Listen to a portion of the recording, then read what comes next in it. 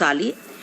Yes po, Your Honor. After the raid po, nag-form po kami ng isang team po to investigate po sana. However po, nung papasok na po sila sa loob to investigate po at para mag-gather pa po ng mga informations na from outside and inside po, hindi na po sila inalaw po pumasok po sa compound po. The whole 2 years that you've been the local chief executive at nandun ang mga nefarious, illegal, criminal activities in a barangay in your town, and you will say, wala po kayong kinalaman o wala kayong alam sa mga nagaganap? Your Honor, wala pong dumating sa akin na any report po. In fact, noong 2023 po, na-rate po yun. First, nung nakaraan beses po na na-rate po yun, nag-form din po kami ng isang task force po, isang team po to check. However po, kalagitnaan po ng aming investigation po, nasa korte na. Nung nasa korte na po, hindi na po kami nakialam Pero bilang kayo LGU po ang may-ari ng lupa kung saan po nagtayo yung mga negosyante. So kilala niyo po sila? Your Honor, nag-divest po ako 2021 po. Yes, Yes po. divestment, but you know them. Kilala ko po yung Huang Jiyang po, Your Honor. So kilala nyo, ano po yung negosyo ng inyong kadil na nagtayo ng mga gusali at negosyo sa lupa nyo? Your Honor, kilala ko po si Huang Jiyang at siya po yung nag-invest po dun sa mga buildings po. At after po ng raid, tinanong ko rin po siya ano nangyari. Sabi rin po niya sa akin, nasa korte na. Yun po yung naging usapan po namin nung nangyari po nung nakaraan po na raid. That's your conversation as landowner, but your concern as mayor, considering talamak, how do you say, anong salita doon na grabe ang nangyayari ng krimen sa iyong jurisdiction ay hindi po kayo nabahala? Your Honor, yung nakaraan po na raid po na company, tsaka yung company po ngayon is 2 different company po. Minigyan ko lang po sila ng lisensya po, minigyan ko lang po sila ng business permit po, Your Honor, nung nagkapagbigay po sila ng provision license po sa opisina ko po. Yes, bigay ng license, hindi nyo alam, hanggang renade sila. Alam nyo, pinasukan nyo, tumakbo kayo bilang mayor at nanalo kayo ng ilang daang votes over your rival, and you're saying something that you're familiar because kayo may-ari ng lupa at kilala nyo yung tao, nagtayo ng malaking gusali at nagkaroon ng raid na last year at hindi nyo alam na nagaganap ang mga krimen na yon right under your nose in the LGU which you had? Your Honor, lahat po ng naging operation po ng Pogo po sa Bamban sila po ay meron pong lisensya po na galing sa PAGCOR. In fact, itong last po na raid po ay meron pong 24/7 po na PAGCOR po nagbabantay po doon sa site. At sinasabi nyo na sa kaalaman nyo ay Pogo lamang ang nagaganap at yung mga nasagip na mga dayuhan na natatraffic o sa Filipino ang salita ng traffic ay kinakalakal, binebenta ng mga tao, dayuhan man o Pilipino, ay wala kayong kaalaman at mismo yung barangay captain at yung mga tao nyo po sa LGU ay hindi po alam ang nangyayari?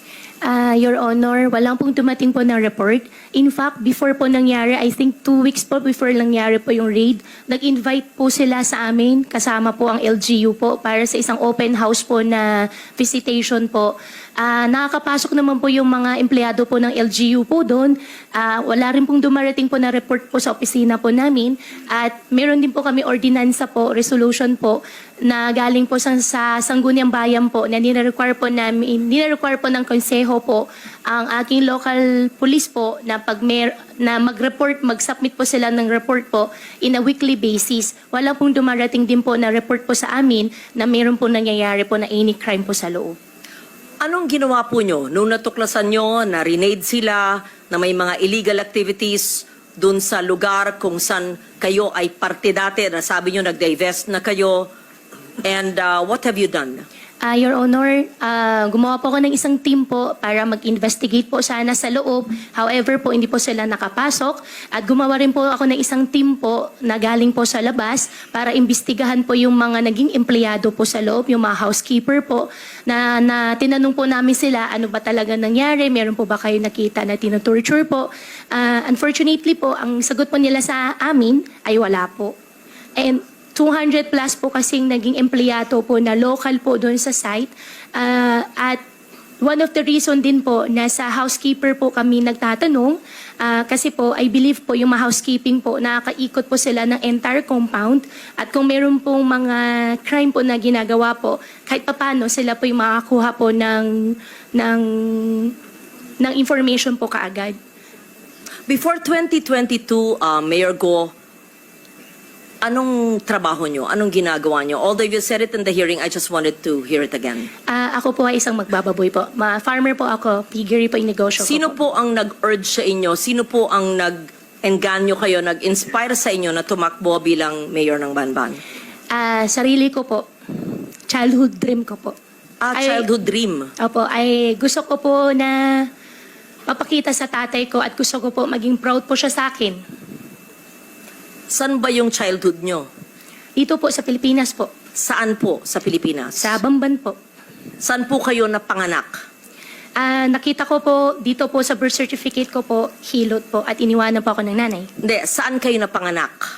Nakita ko po dito sa birth certificate ko po, Hilot. Hindi ko po tinatanong yung proseso ng papanganak sa inyo. Saan po? Saan pong lugar? Sa Pilipinas, sa Central Luzon, sa Tarlac o sa Banban? Tarlac po. Saan po sa Tarlac? Matatalaib Tarlac po. Ano po? Matatalaib Tarlac Is that po. the barangay? Yes po, nakita ko po dito sa birth certificate ko po. No, you would have recollection of your childhood, right?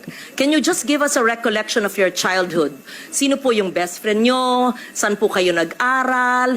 Kung meron kayong makamag-anak? Recollections of, you're only 38 years old. You will remember your childhood. I mean, I'm double your age, but I would remember my childhood in Malabon. Your childhood. I know homeschool. I can't believe anyone is totally homeschooled all her life. Yes. Please tell us about your childhood. Your Honor, lumaki po ako sa farm. Which farm? Which farm? In what barangay? In what LGU? Opo, Barangay Virgen de los Remedios, Bamban, Tarlac din po. Different po from the one po sa QJJ, yung katabi lang po niya. Nabenta po siya year 2000, hindi ko po maalala yung date kung kailan po siya nabenta. Tapos nakabili po ulit ng property po sa tabi at doon po nagtayo ulit. Lumaki po ako sa farm, Your Honor. Tinago po ako ng tatay ko po. Lumaki po ako na, ako lang po. Pinupuntahan po ako ng tatay ko po araw-araw. Lumaki kayo mag-isa? Kasama ko po ang katulong, kasama ko po yung mga kasamahan ko po sa farm. And Sino po yung mga kasamahan nyo sa farm? Sino yung katulong na naaalala nyo, pangalan, nationality, at sino yung nag-alaga mula kayong napanganak 38 years ago? At binibisita kayong ama nyo mula saan? Sa bansang Sina. At tell us about your childhood. Your Honor, sa farm po ako lumaki, sa Bamban po ako lumaki. Lumaki po ako mag-isa, pinupuntahan po ako ng tatay ko. How I wish po... No, okay. You cannot grow up alone from a time you were born. Opo. So the formative years from a time your mother birthed you up to perhaps 10 years old, sino po yung inyong naging caregiver o yaya? Hindi naman pwedeng mag-isa lang po kayo sa farm. Binibisita kayo ng ama nyo mula saan? So sino po yung sabi nyong kasambahay nyo na nagpalaki sa inyo? Sino po yung sabi nyong mga kaibigan nyo, kasama nyo sa farm? Sino po? Para may... In short, I'll be Opo. very honest. Opo. Please convince us that you were born in the Philippines, that you are Filipino, and that you are not what people suspect you to be. Dediretsuin ko na po. Kumbinsihin mo kami kasi hindi po pwedeng hindi nyo maalala yung inyong first few years of living na formative years. Para makumbinsi kami because we want to be convinced that all elected officials are Filipinos and not spies of other countries. So, as a nationally elected official, and I won in Tarlac, number 1, I think, or 2, and I won in Banban, perhaps you even carried me a sample ballot, we have to know. Di ba ho? So if you're really Chinese and fronting for other people, go back to your country. But if you are Filipino and you were born here, convince us because we want to be convinced. So I'm trying to help you by trying to make you recall about your childhood. Hindi pwedeng, kasi parang scripted. Kasi I was born on this. This is what I can remember. And then when I ask you the same question, it's the same rote. R-O-T-E. So convince us. Your Honor, lumaki po ako sa Bamban, Tarlac. Lumaki po ako sa farm. Paulit-ulit. Opo. Anong barangay, anong farm, sino po yung nag-alaga sa inyong sabi nyo na binibisita kayo ng ama nyo, ano yung family situation, sino pong makalaro nyo, kaklase nyo, kung homeschooled kayo, sino po nag-homeschool sa inyo, ganun po.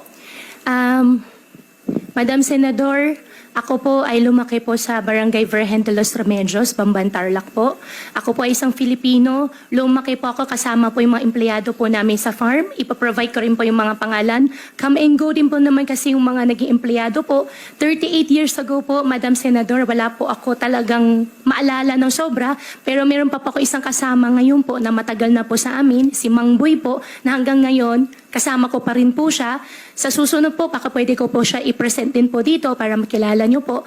And in fact, 14 years old pa lang po ako, nagtatrabaho na po ako. Kilala po ako ng barangay chairman na mention po kanina na ipapaimbita. At bumibili na po ako ng mais. Pwede po ako mag-present po ng mga pangalan po nila na magpapaalam lang po ako sa kanila kung pwede ko po sila i-disclose po yung names po nila. At Excuse me, San Loren, kung pwedeng idagdag, kung kaugnay nyo lahat ng mga taong ito mula nung pagkabata nyo, pwede nyo bang ikwento ng mahaba-haba ng konti in Kapampangan? Kasi syempre, kausap nyo sila sa sarili nilang lengguwahe.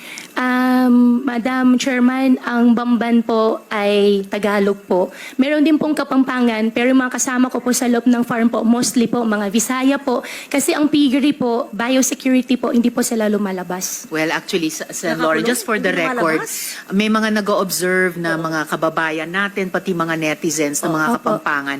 Yan po ang tanong nila sa inyo. Kasi Kapampangan po ang lengguwahe nila. Yes, yes. Anyway, can you San Loren, speak? please Oh, proceed. thank you for that interjection. It's very helpful. Magsalita po kayo sa Kapampangan kung kayo lumaki sa... Madam do. Senador, konti lang po yung alam ko po sa Kapampangan. Ang alam ko po, sobrang konti lang po. Di Okay. takda mo po. What Chinese language do you speak? Hokkien or Mandarin? I can speak Hokkien po. Okay, speak in Hokkien now. Bo, More. Tell us more about your life in China. wala po akong life po sa China. Dito po ako lumaki sa Pilipinas po. Tell us about your life in the Philippines and tell us about your family in China in Hokkien. Family ko po in No, China. in Hokkien. Please tell us about your father who's from China and he used to visit you when you were a child, and the family of your father in China, and where are you from China in Hokkien. We have interpreters and perhaps I can understand a little. Yes po. Guay lao pe, tui tai liok lai. Continue. Gua si Tiongkok lang. Gua si Philippine lang. Tell us about your relatives. Pakikwento po ang mga kamag-anak ng iyong ama. San sa bansang Sina ang inyong ama at ano ang ginagawa niyo? Sinabi niyo embroidery, etc. Negosyo at mga kamag-anak niyo doon. Tell San us. Loren, before she answers, Yes. maybe we can ask Ms. Batay, our Chinese interpreter, just to Yes, interpret to yes. us what the mayor said. Thank you. Ms. Batay.